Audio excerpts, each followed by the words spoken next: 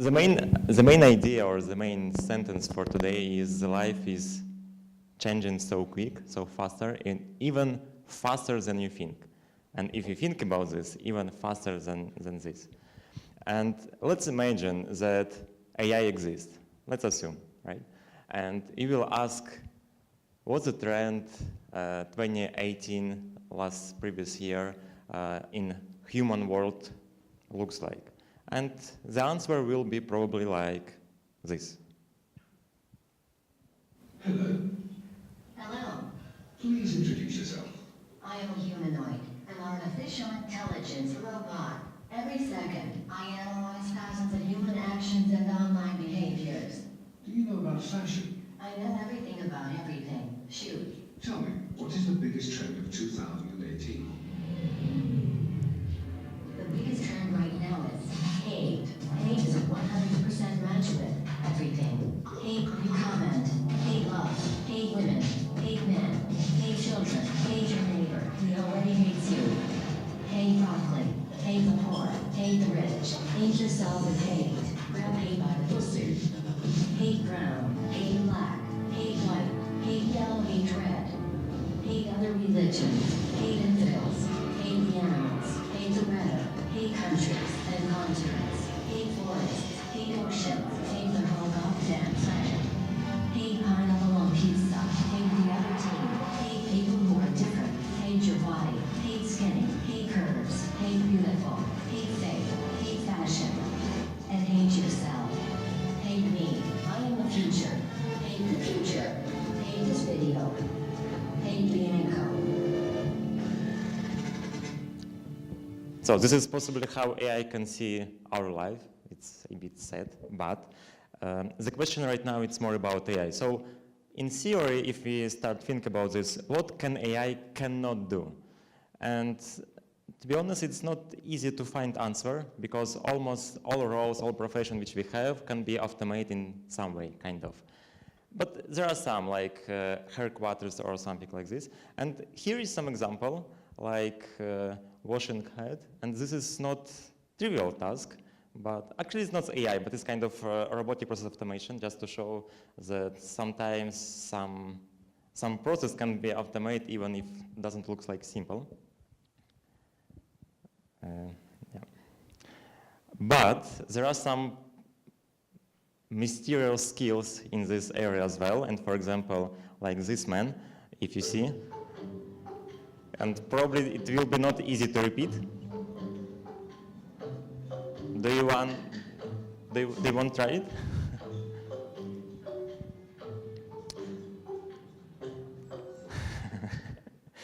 It's funny man. Okay, let's change our direction into vehicle, autonomous vehicle actually. And actually probably you are heard about Waymo. Do you heard about Waymo? Waymo? It's a Google brand for autonomous car. And so this is not only a car, it's kind of product. It works like you have a taxi, like normal taxi, you order this and arrived and everything is normal, except one thing, fundamental thing, you don't have driver inside. So you have taxi fully autonomously. And yeah, here is. It's 2018. Where's my self-driving car? Oh, here it is. This is Waymo, or you probably know it as Google's self-driving car project. Now, Waymo has long been considered the leader of autonomous vehicles, and that's because it's been working on this technology longer than any other company. Its vehicles have driven the most miles, and it has the lowest rate of disengagements, or instances when humans have to take control of the vehicle. And it's all been leading into this, a real robot taxi service, right here in Phoenix, Arizona. In previous year, in October, they reached 10 million miles. And as you see, it looks like exponential growth and more miles driving through autonomous mechanism. And right now, I bit change topic and we'll come back here. So can you see this Amazon Go, like automations when you can go pick something and go away and doesn't pay, at least manually? Do you see this project? Let's check for people who didn't see. 4 years ago, we started to wonder, what would shopping look like if you could walk into a store, grab what you want, and just go? What if we could weave the most advanced machine learning, computer vision, and AI into the very fabric of a store, so you never have to wait in line? No lines, no checkouts, no registers. Welcome to Amazon Go. Use the Amazon Go app to enter. Then put away your phone and start shopping. It's really that simple. Take whatever you like. Anything you pick up is automatically added to your virtual cart. If you change your mind about that cupcake, just put it back.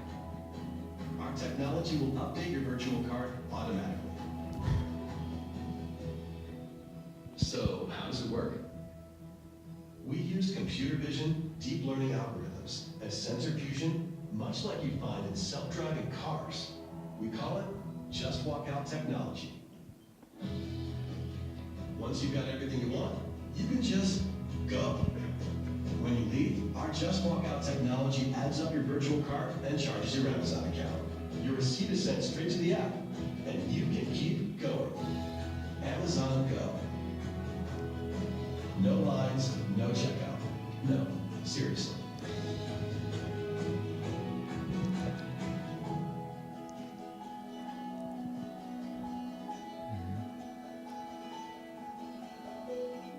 Have you heard about plan of Żabka?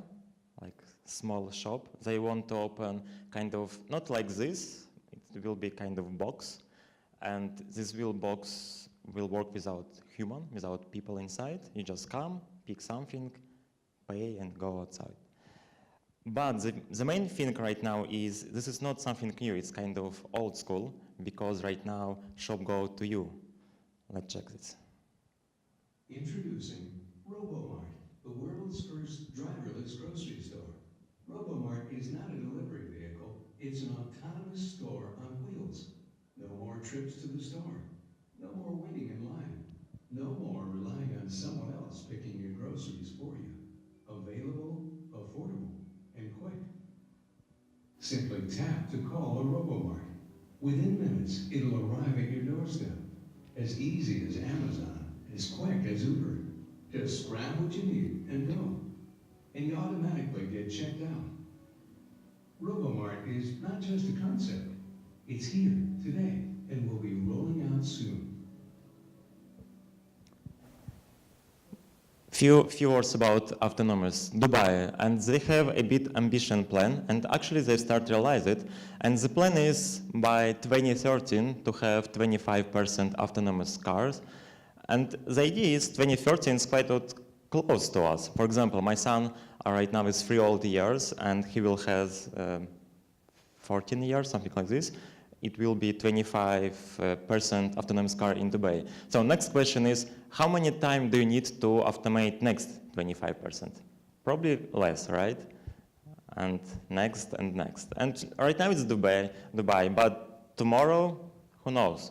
For example, there is Jaworzno, kind of 50 kilometers from here, and they have a plan, try to start work with autonomous bus actually right now. There are some exceptions, not technological exception, more law exception, but they try to do something. It's news 1 year ago, you can find something. Right now it doesn't exist something new, but like I said, there is no technology challenge, it's more about law challenge. And right now Poland not looks like good in this reason, because law still stay in previous center. Let me show another example in terms of autonomous, but not car, but bike. Check it.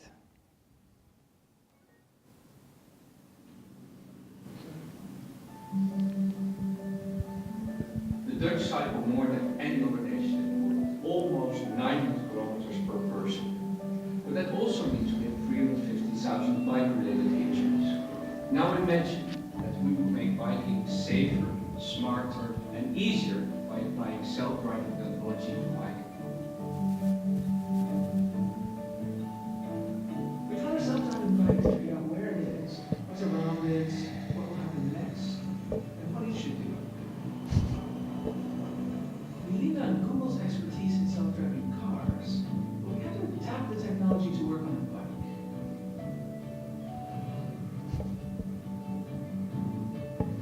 decided to add 2 additional features. First, you can request the bike to pick you up wherever you are, and we developed a comfort mode, adjusting the pedals to a perfect resting position. I think the self-riding bike could really give a boost to the economy because people could also work on their bicycle. You work in your office, you work in your home, you work in your car. You can even work on your bike. Do you like this idea, work on bicycle? By the way, who use bike like normal bicycle? Okay, most of you. Do you like autonomous bicycle? Work and so on. Actually, there is one trick, and trick is news happened in April, but it's only one fake for my presentation. But this is not really fake because it's still possible. Right now there are some motorbikes, autonomous and so on, and people usually ask why you need autonomous motorbike, because this is not about transportation, this is about soul. So why you need autonomous motorbike? Another example is about autonomous sleepers. Real hotel in Japan.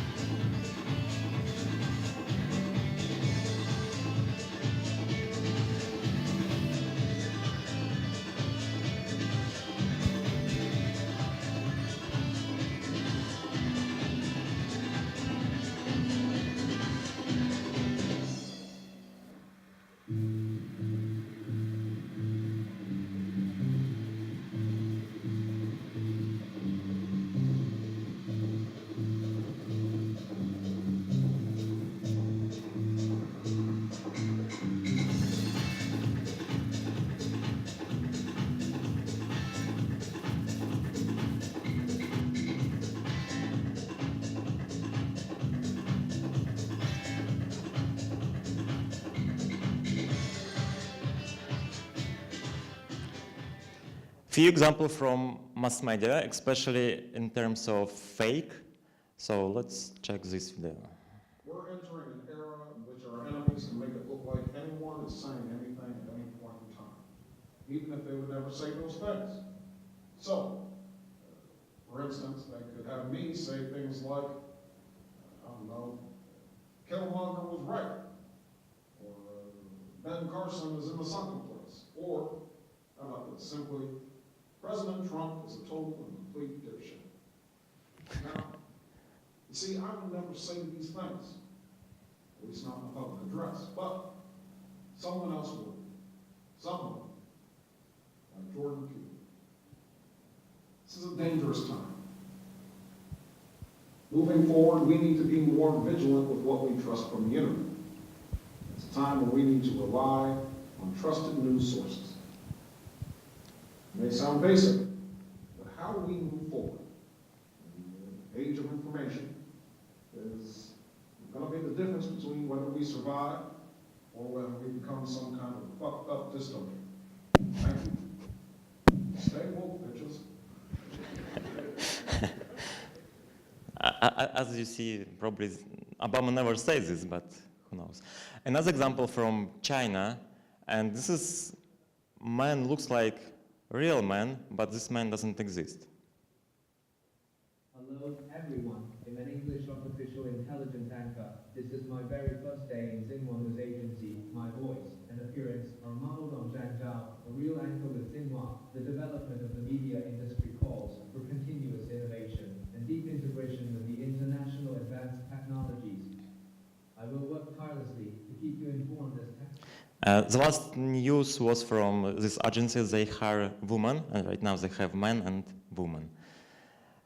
Next stuff about robots. Probably Boston Dynamics is quite popular robot, right? Have you seen? I think yes. But, yeah, let's finish this. But it looks like robots really achieved advanced level. But let's check another one, like this one. This robot should put this box on the table, and he try and do this and try again. He's some trouble, but and he try and game over. As you see, there are some challenges still in this area. Let's change this question and type of our thinking in this way. Do you think that AI has intuition? Let's check it, because intuition is not easy topic to define. What is it? What is intuition is like? How you can define this? It's quite complicated, but let's try. Do you know this toy, right? Do you have this one at home? Can you try sometimes play around and do something sensible? Let me ask the question. How do you think, how many times this young man need to finish this cubic? 10 seconds. Let's check.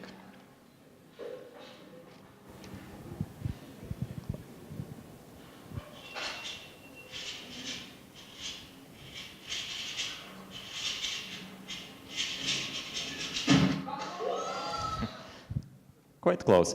This is not the best result. The best result is a bit even better, like around 6 seconds and so on. So if you ask those people how you are doing this, they say, okay, we have some algorithms and so on, but this is not about techniques, because this is something else. You don't think in this fast way.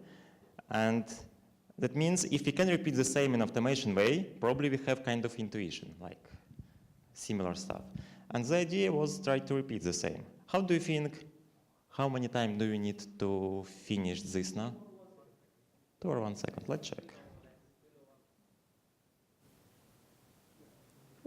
A bit less, almost half seconds. But later they decide that it's too slow.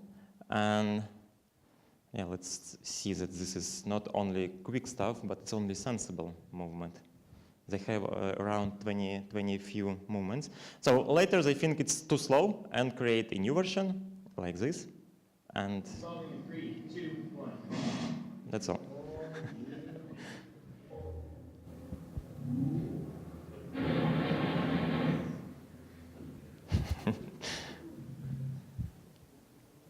A bit slower for us, for human.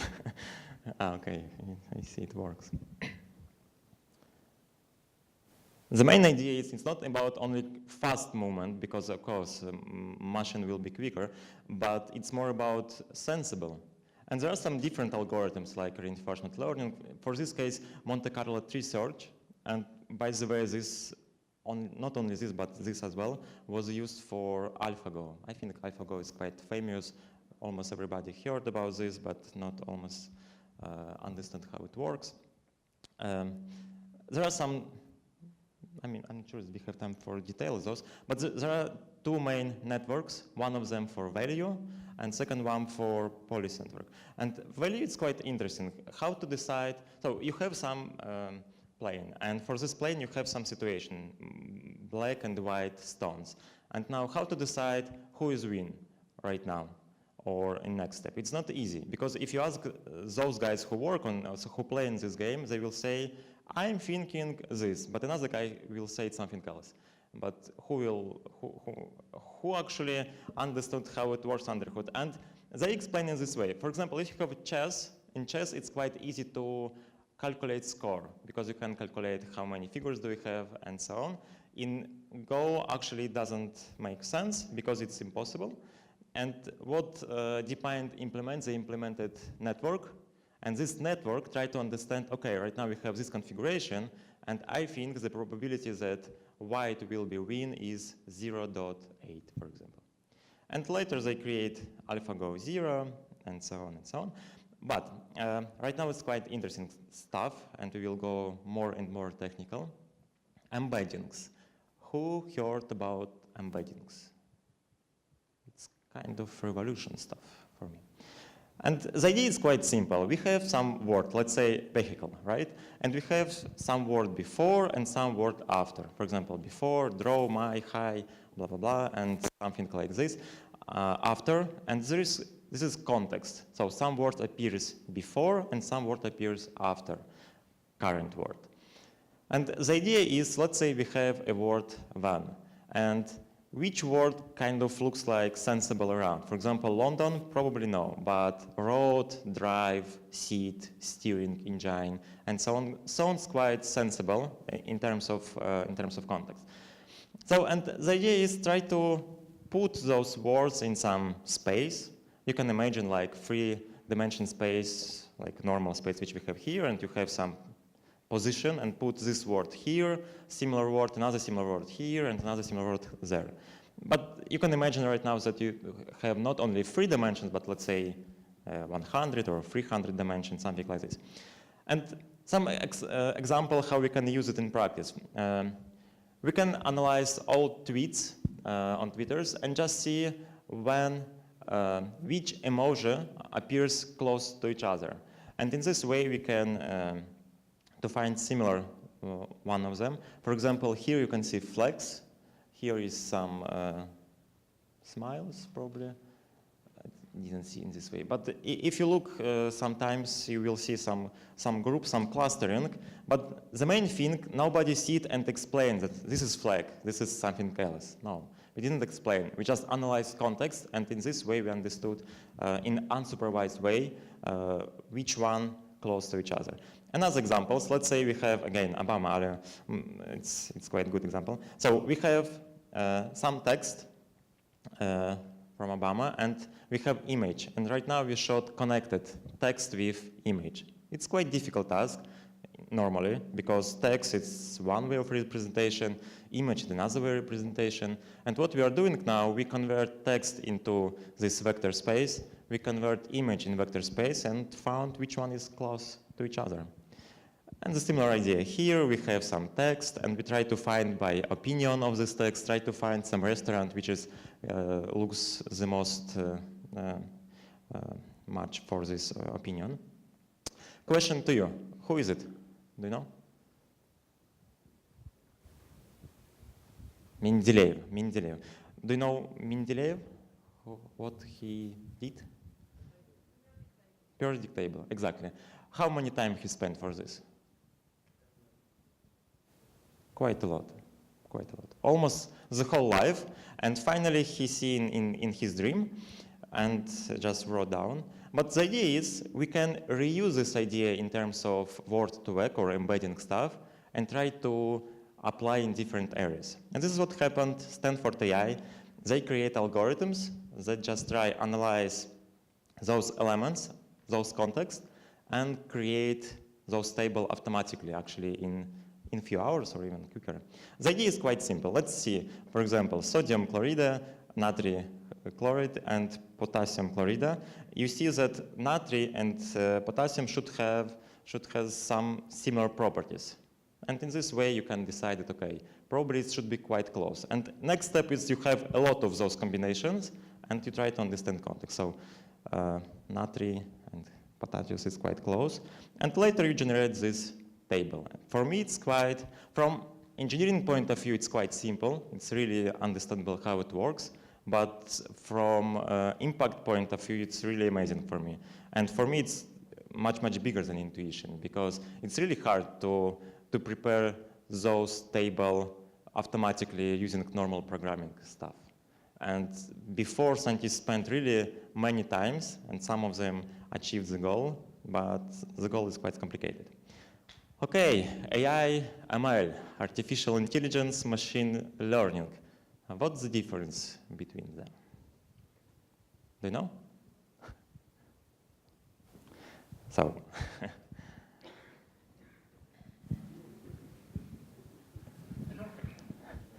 right now I'm coding in PowerPoint. Actually, let's say PowerPoint. So this is about AI. And later we'll show some code, and this is about machine learning. There is another kind of joke. that if company hiring people, they're looking for machine learning specialists. If marketing department explain what they do, they say AI stuff. So this is how it works. Let's start with deep learning. Deep learning is quite interesting stuff. Who knows how neural network works? At least a bit.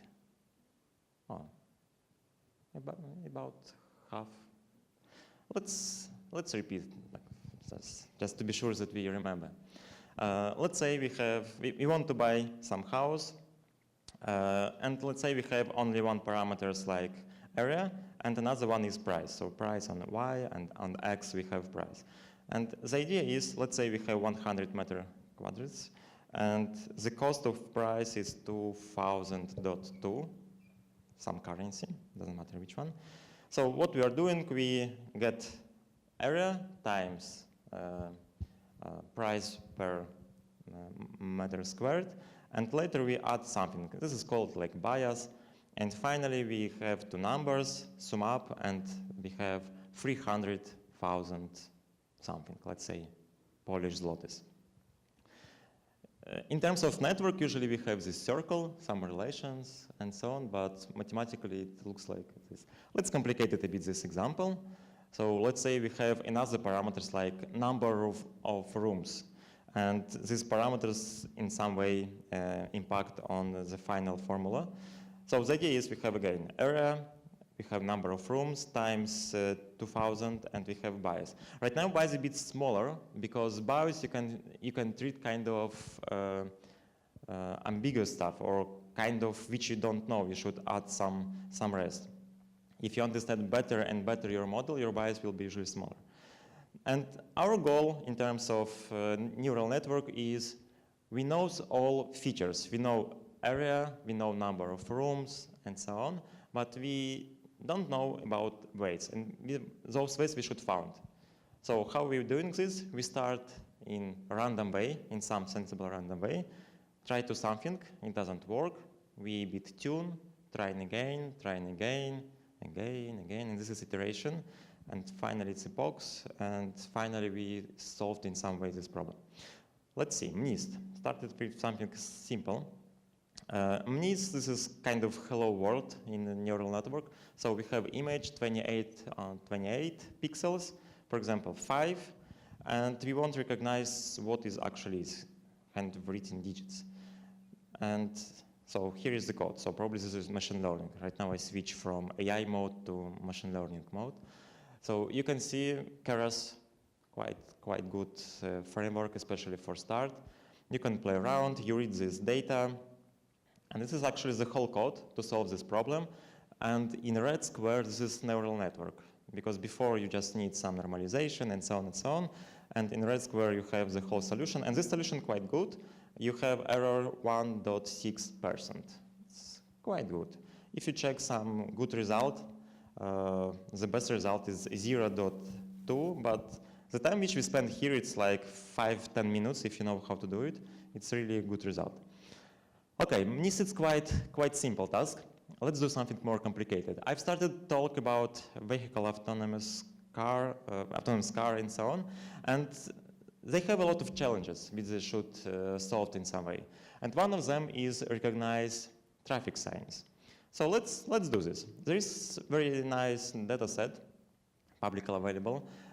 You have 35,000 in train and 4,400 in test set. So you have image, 32 or 33 pixels, and you should recognize what is inside. And those traffic signs looks like not too good, probably how it should be. It looks like this, or even it looks like this, or even it looks like this. So question to you, what do you think? What we have on under square 1 and under square 2?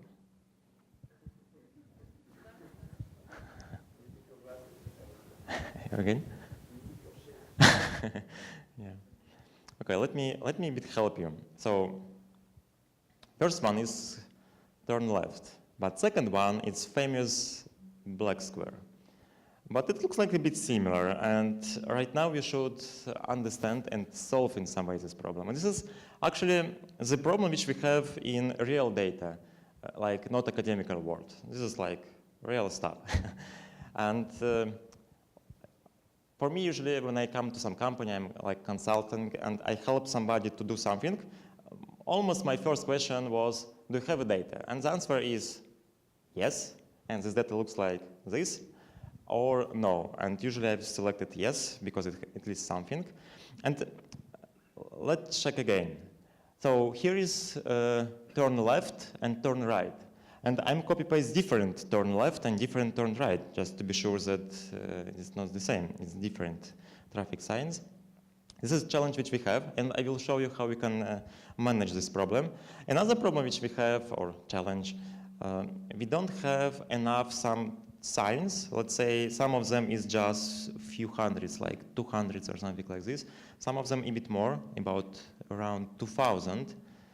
For example, stop, it's quite important. We have around probably over 500, something like this. So how to solve this? We will use convolutional neural network. Who knows how it works? A bit less, but still, okay. Right now I will not explain how it works. Right now it doesn't matter for this presentation, but it's quite simple. If you spend some time, like a few evenings, if somebody knows how it works, probably he should explain. In terms of code, it looks like this. We have some block. We connected those blocks, and that's all. And what is the problem in this code? What do you think? You have two blocks, one block, two blocks, classification layer blocks. There is one problem, and the problem is that it doesn't work. There is one problem. So error is really close to 100%. It's quite sad, and this is the time when you feel a bit like you are master for NIST, but a bit harder for more complicated problem. But the good news, we just need to add another block. So you can see that block is quite similar. Later you will understand how this block works, but the idea right now, it's kind of block, and only change these parameters. And we add third blocks, and it works. You have this chart. On y-axis you have accuracy. 1.0 it's 100% accuracy, the best one. And you have two lines. One of them is train, and blue one, and another one is test, orange one. So it's not good because right now it's start work, but it's not good in terms of this gap. So let's fix in some way. Let's add more stuff. Right now it looks a bit better, but still this gap is quite big. That means probably overfitting, right? We add another stuff like dropout, and again, let's check. You have 3 blocks. Those blocks looks like copy-paste. You change something, and so. And it looks like almost close to, yeah. The error is 1.6%. That means for 100 signs, your error just 1 and something more, 1.5. And this is the moment when you feel a bit better. So can we improve this result? Yes, we can. We can do some transformation. For example, for this on the left side you have before, on the right side you have after. We can do this transformation as well, from RGB to gray. And actually this transformation from RGB to gray doesn't help in terms of quality. It looks like more or less comparable in terms of accuracy, but it's really nice to do it. Not all times, but sometimes at least, because you have 3 times less parameters. If you have less parameters, usually you need less resources. But this is not the big argument, because right now resources are quite cheap. But if you have less parameters, your model is more stable, so probably you will not overfit. This is quite good news. Data augmentation. So we have, let's say, one image. We can generate a new one, another one, and so on and so on. We can do data augmentation in this way, and so on and so on. And also what we can do, we can detect where is actually sign is, cut them, and later just recognize. But in this way, we should be really careful, because we can make some very bad things. Right now I will not explain all of them, but yeah, of course, in real life it can be different and you should be aware that everything can happen. Another example, let's say we have two images and we want to compare to say, is it the same person or no? This is what we want to say. So we have images from passport and second one from real life. What we are doing is we detect face for both images. Later we convert those face into vector. We have two vectors. And later we just found Euclidean distance. And if this distance is less than 0.6, that means the same. The question is why 0.6? Because it's the best parameter, it works. And this is the best explanation why. And usually this is kind of magic number, and those magic number a lot in machine learning can appear. But in theory book or in university usually don't talk about this, but if you start work with a real problem, you will have some magic stuff, like it doesn't work, you do something, or it works. Okay, let's skip it. Okay, let's try. For this image, it works. This is the same person. What do you think about this? Is it the same person or no? Who think it's the same? Who think it isn't? Okay, some of them. It's the same. All right, a bit more complicated. Who think is the same? Okay, vice versa. Not the same? Okay, it's the same. Okay, and much more complicated.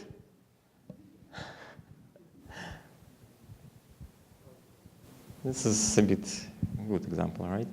So for this example, model said no, and this is probably good, but in real life it's the same person, but this man is a bit crazy. But yeah.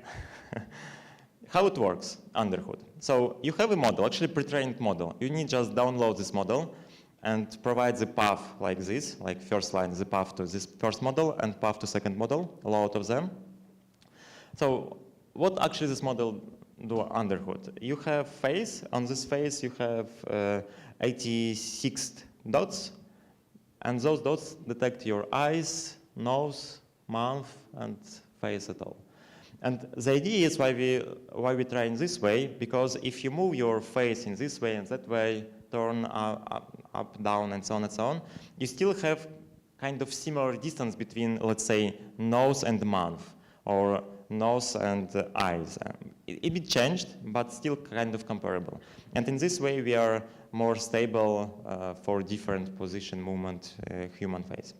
So first we have this model. Second step is convert face into vector, and this is which we have here.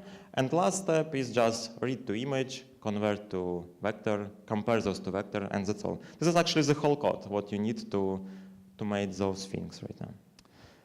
Black box, yeah, that's true. Black box and deep learning, this is black box, and this is good and bad.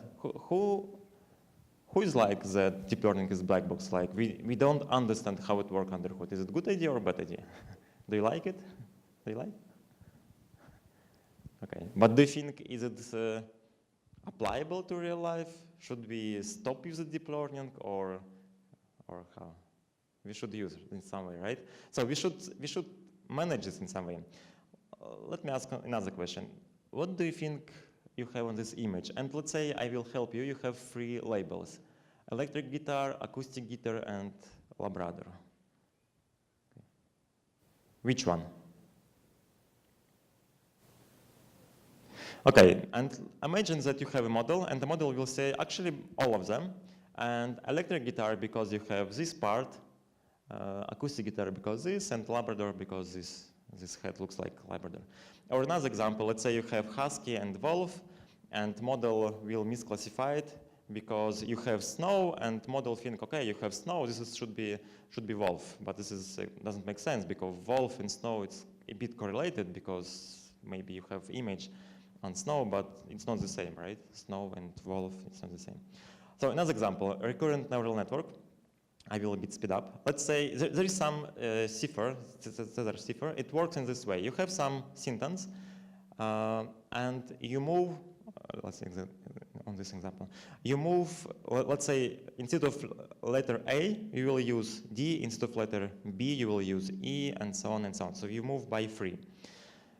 And let's say you have some examples, like Pan Tadeusz Adama Mickiewicz, and now you have this book encrypted, and so the whole book was encrypted, and you have only part of this book, doesn't encrypt. And what you are doing, you use a recurrent neural network like this, running this, and this neural network will learn and recognize quite good. So here is the book after encryption. It's in Polish, but it's quite sensible. Another few examples about reused knowledge. Actually, it's quite interesting stuff because in machine learning it's a bit changed, but for a long time it was very, very stupid approach in terms of that a lot of companies do the same job from scratch. And finally they realized that probably will be fine to share in some way, some state, and this way we have transfer learning and a lot of different stuff. And most of them, like the most famous, let's say, there is a competition, ImageNet. This is competition when you have cat as well, and you should recognize is it cat or is it dog, is it city, some or so on. And actually they achieved human level. Right now the model can do better recognition than human. And finally this is the main slide, because if you don't have a cat, usually this is a bad presentation. I have a cat. So, and I have a code with cat. So let's see.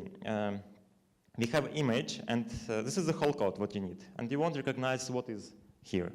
And you have answer. You have 3 preposition, tabby, links, and Egyptian cat. So quite good. Right now I don't have time a lot, but just to explain that if it doesn't work in Google, probably you can solve more complicated or more different problems than just recognize cat. But for example, this one, this is eyes, and you should recognize some illness and so on. So in summary, AI, this is about PowerPoint. Our life is really changed. Usually under hood is machine learning, and start to work on this, it's not too hard. And one of the initiatives, what I want to say, probably if you recognize that you don't know how to start, challenge which I will lead on Monday, this challenge will start. You can join. DataWorkshop.eu challenge. It will be in Polish, but it will be 5 days, simple task, how to start ML. It's totally free. You don't need charge for anything. Last time, for previous edition, was engaged over a few thousand people, or 1,000 people. And last words about me. DataWorkshop, so far I've trained over actually 800 people right now from different companies and so on. And DataWorkshops, it's the place, community right now, because it started from something very small. Right now we organize very many different things like challenge, conference, tour, and so on and so on. And another initiatives, podcast, which I provide, which I host, about artificial intelligence, actually in Polish, but if you really want to listen to something about AI in a relatively simple way, let's try it. By the way, who listening Business Myśli? Some of them? Oh, cool. That's all from my side. Thank you.